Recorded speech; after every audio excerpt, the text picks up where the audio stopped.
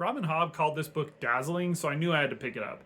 Here's my review of The Blacktongue Thief by Christopher Buehlman. The Blacktongue Thief felt to me like the Lies of Locke Lamora meets the first Law trilogy. It follows a thief named Kinch who's indebted to his all-powerful guild for his training and must follow a magic warrior on a quest to lands ravaged by giants in order to settle his debt. That quest takes Kinch through a world that's both magical and whimsical as well as dark and gritty. That combination reminded me a bit of classic fairy tales. Buehlman did a great job making that world feel deep and alive.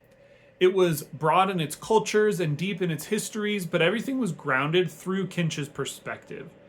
One reason this book reminded me of the First Law trilogy and Lies of Locke Lamora is because Kinch's perspective and the general prose is so sharp and witty and at times had me laughing out loud.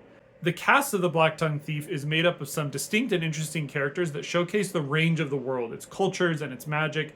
I do wish we got to know them better. They were interesting enough, but I didn't get a depth that had me really care about them or see progression. That carries to the main character too, who had a fantastic and engaging voice, but who we didn't see much depth or progression from.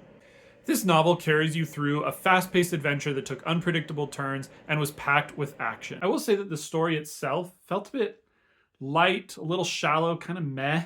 The book felt a bit more like a bunch of scenes just happening rather than a tightly woven narrative. It didn't bother me too much in the moment since each of those scenes were really entertaining, but it's what keeps this book from being a 5-star for me. So that said, I'm giving The Blacktongue Thief 4 out of 5 stars. If you're looking for a fun, fast-paced fantasy adventure with similar flavor to Lies of Locke Lamora and the First Law trilogy, I think you'll like this. If you've read The Blacktongue Thief, what did you think?